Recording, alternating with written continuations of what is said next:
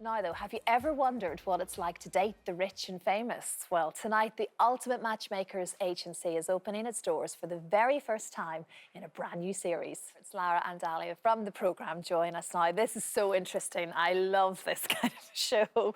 But you're sort of the head matchmaker as such, Lara, because this all came about from an agency that you started. Yes, I run an agency called Asprey Introductions, which is my baby. And essentially, we introduce the most eligible people in the country and internationally to each other.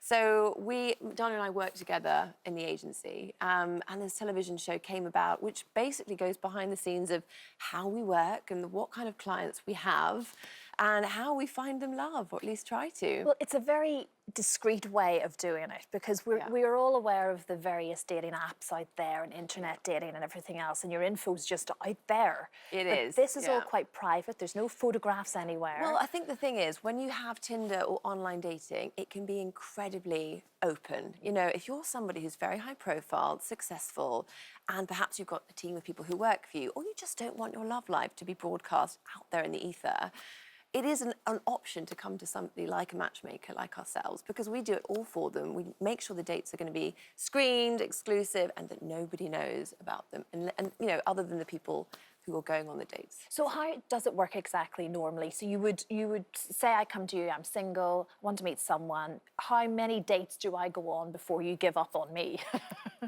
Well, we would hopefully not give up on you. We'd hopefully match you with someone wonderful. A lot of people do find they have a type and that's what they think they want. But I always say our role as matchmakers is to work out what people really need. A lot of the time people think they know that they have to look like this, they have to sound like this, they have to do this for a living.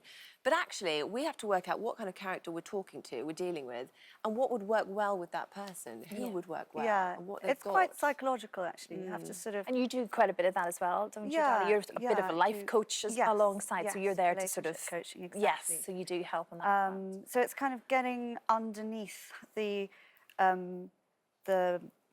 how people perceive themselves. Yeah. And really kind of helping them to meet someone that would be a real match for Maybe them. changing the routine, basically. Yeah. OK, well, look, you've got dating do's and dating don'ts almost. And it's fairly basic, but this is where people are going wrong an awful lot of the time.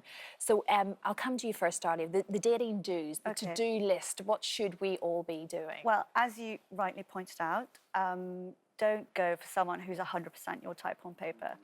Right. Do sort of spread the net, open your eyes and see the beauty in as many people as possible. The other one I would say is definitely listen when you're on a date with someone. Don't oversell yourself and really listen to what they're trying to tell you about them, themselves. And then what else would I say? What else would you say for a do? I mean, it's best to just be yourself, I think, when it comes to, you know, dating. There's nothing worse than putting on a front when you go on a date and trying to impress somebody with stories about yourself that don't really mean anything, or just things that aren't really you, because it really comes across very, very insincere. So... And if conversations come up about exes and things like that, you should approach that in a certain way. Well, yeah, I mean, definitely don't say anything bad about your exes. I think we're all a sum of our parts. We all have a history and a past.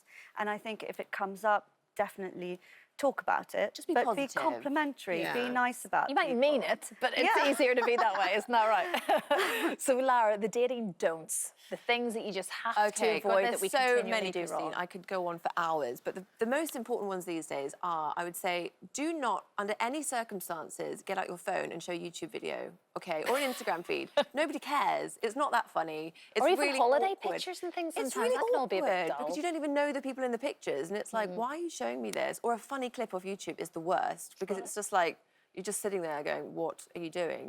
On that basis, just don't even get out your phone, actually. Keep your phone completely in your pocket. It's really rude and it's really weird. It's like, okay, you're supposed to be engaged with that person, and it just shows that you're not very interested, which makes you look bad. Yeah, fair enough. But also, I suppose the most important thing really is, don't make out like every single date is your last chance at ever finding happiness in your life. You know, like, it's just a date. Yeah, and a lot of people... desperation is not attractive. It's really not. You know, they go on a date and they're like, I've got to impress because it's my last chance of being happy and finding love. And it's really not, because it's just going to come across like you're a little bit too full on.